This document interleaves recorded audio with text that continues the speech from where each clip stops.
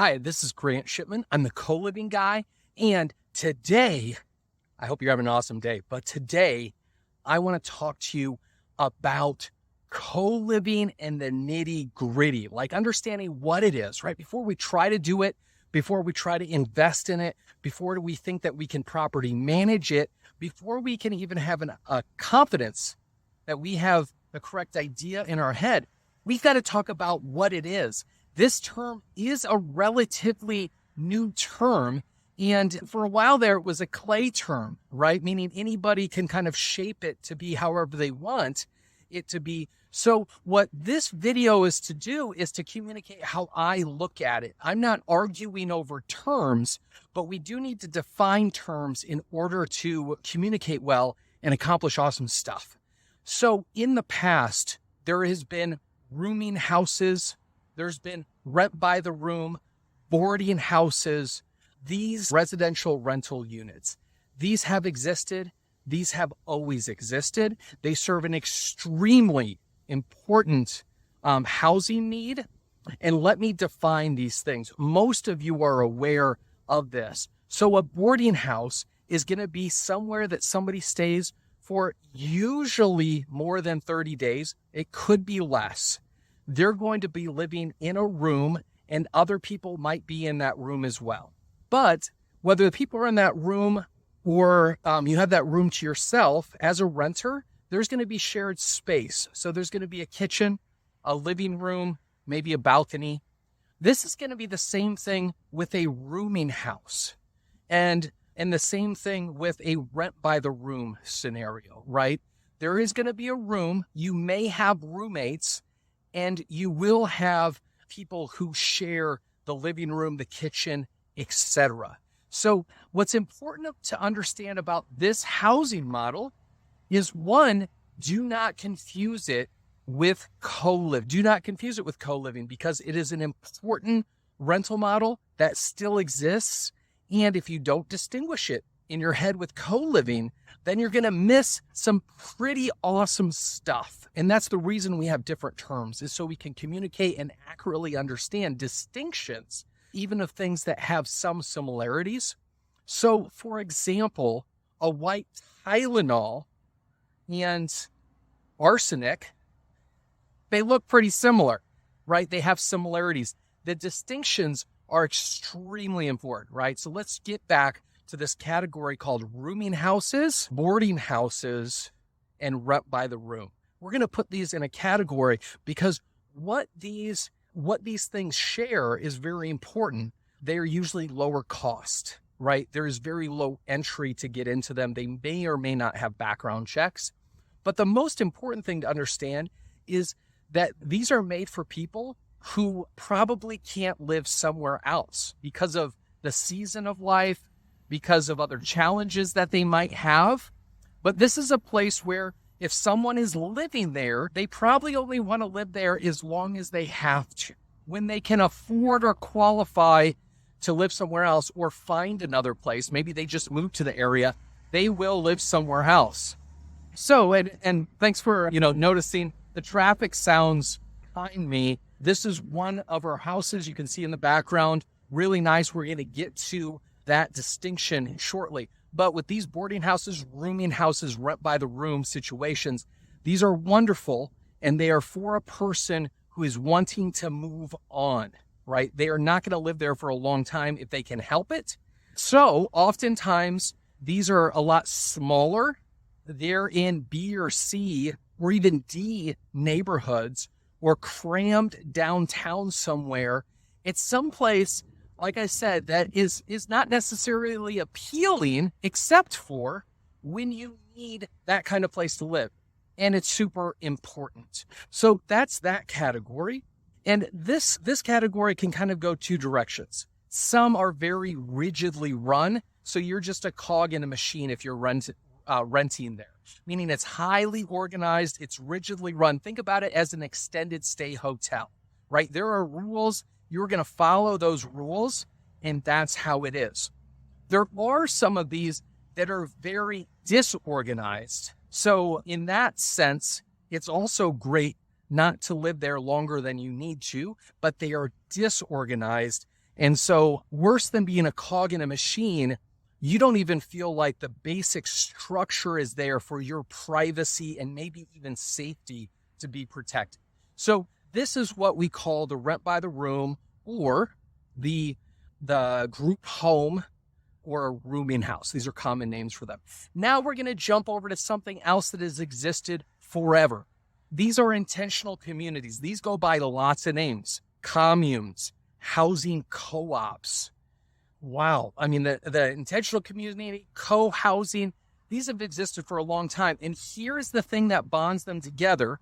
I'm in a number of their associations, and I learned a lot from how I do what I do from this. In a sense, I stand on the shoulders of this tradition that we as people have been doing for hundreds and hundreds of years.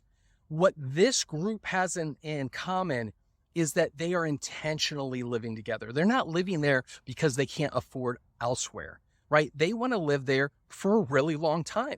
Maybe not forever, but that is their goal. They want to live with other people in an intentional way. Yes, they're saving money. Yes, they're getting all these benefits of living with other responsible adults, like when you go on a day trip or say 2 weeks that you're gone, your house isn't empty. You have other responsible adults taking care of it. Additionally, say your car breaks down, right? When you live with other responsible adults, it's easy to snag a ride, right? During COVID, we had a number of people lose their jobs, but they had a job right away because the other adults they live with, their jobs, their companies needed to hire. So people got rehired really quick, right? So this is really key. It's these intentional living environments that can look really different, right? Sometimes there are multiple houses on one property. Sometimes there's so many houses and it's a whole neighborhood. Sometimes it's just one house, but they have all these different names, but they have this shared in common, that these people want to live there. They have the emotional IQ to share housing, which is really prestigious, right? You and I both know that if somebody has the top, penthouse condo downtown Austin, that doesn't mean that they have the emotional IQ to live with other people. That doesn't mean that you would want to be their roommate, right? When these intentional housing, intentional living people live together, they're usually pretty responsible, else that healthy household moves them on. So let me review, because this is a little bit in the weeds. It's important, but it's in the weeds. So for a long time, two very distinct groups of shared housing have existed. One we already covered, that's the rooming house. The boarding house or rent by the room are common names. And those are extremely important, but it's not a place where somebody would usually choose to continue living if they have other options. The other place is intentional living. This goes by lots of names, right? Co-housing, communes, co-ops, a lot of different looks and styles. Some are extremely nice houses where others have organic gardening or vegan kitchens, these kind of things. But this kind of housing, people could live many other places, but they're choosing to live there because they want to live with others in an intentional way. Now that we have these two understandings, I want to enter the co-living concept. The co-living concept, as I use the term co-living, and what I think that it's come to mean, is that this is a new type of living. It is a lot more in its rental strategy, meaning how leases are set up or how insurance might be purchased. It's similar to a rooming house or a boarding house because you have a lease on a room, right? You have a lease on a room, but these are places that all the rest of what they do have a lot of similarities from the intentional living folks, meaning that the people living in a co-living house, they're people that can live a lot of other places, right? We have civil engineers, we have school teachers, we have really, you name it, and all the way down to people who were homeless because now they live in a place that's a nice house, that's an affordable house, and it's awesome. They get the whole house for the price of a room, right? But here's the thing in common is the people who come to a co-living house and really fit that, that's what they're going for, right? They love that. It's a community on your own terms environment. Now, let me say a few things of how co-living is different from intentional community. Oftentimes, intentional community, they might have certain strong niches like a vegan kitchen, or everybody's vegetarian, or everybody is for some social justice cause, or maybe they're really into Zen Buddhism. There's a Christian co-op that I was a part of for a while in Austin, right? Not everybody in the house was Christian, but many were. And the people that weren't wanted to live in a Christian environment still, right? So these groups have additional packaging on them. Sometimes they share equity. Sometimes they share finances. Sometimes they do work together. And so all of that stuff is wrapped into intentional living. Where co-living is different is it's very much, mainstream, right? So you're going to drive by a co-living house and it's going to just blend right into the rest of that A and B level neighborhood. It's going to blend right in. If anything, it's going to be the nicest yard in the neighborhood because there's at least one or two people in there that love doing yard work, right? Also, a nice thing is if you went into it, you're like, holy smokes, there's like 7 to 10 people that live here, and it's so nice and clean. Because when you have multiple responsible adults cleaning, things stay really clean, really easy, and it's quiet, right? So we'll get to some niches. That's the last thing I'll mention in this. But these kind of households, the co-living households, are households that are anybody who's reasonable and responsible. So you might have some people who are very outgoing, very extroverted, right? But anybody who's reasonable and responsible, they start to have, they master this ability of a peaceful house. When you come in, right, whether there's people, having a movie marathon or not, it's just a quiet, peaceful house, which is really fantastic, right? You want to be able to come home and it's like your sanctuary. And so the very last thing that I will mention in this, because we do get a lot of questions about this, and I'm so grateful for you as tracking with me, because when you're new to something and that something is new, right, you got like 2 layers of things to figure out. So let me quick recap of where we've gone. That forever and ever, there's been 2 categories of housing. One category is the type of housing that is really important, but you wouldn't want to stay there longer than you need to. That's often called rooming houses, rent by the room, or boarding houses. The other category of housing that is also shared living environment is the kind of place where if you're there, it's because you want to be there. So people will stay there 5 years or longer, right? And this goes by lots of names. Some of them are housing co-op, co-housing, intentional community, intentional living. So those are the 2 groups. The new group that has come up, and it really became popular around 2003, but it's always this thing called co-living. And co-living is you're renting a room in a house, typically a house. It might be an apartment or a condo or a townhouse, but you're renting a room in a shared environment. It's going to be A or B level neighborhood. The house is going to be well taken care of. It's going to be run by that household.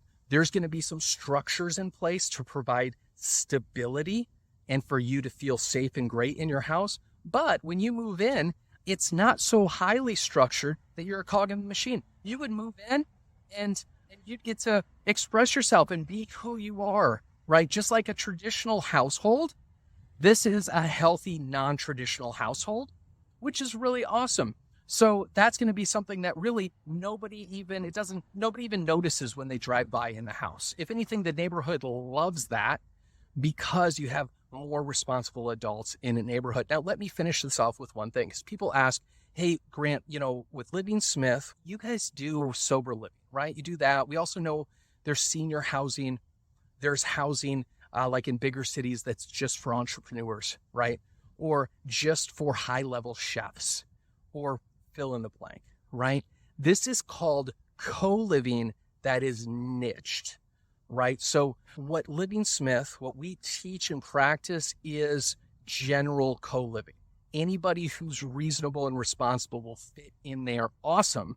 And that's what this means, is you can take that, and if you have a niche that you're super passionate about, that you can apply it to that niche where anybody who's reasonable and responsible, and maybe they are really into, maybe they're all graduate study students in a certain area, or they're all teachers, or there's sober living, right? There's lots of these niches, and niches are wonderful, but to say that's just co-living niched. And so anything that we teach can be applied to that if you understand that specialty, right? So I really hope this helped. Please comment with any questions. We would love to help you. Until then, go live your daydreams. Co-living. It's that good.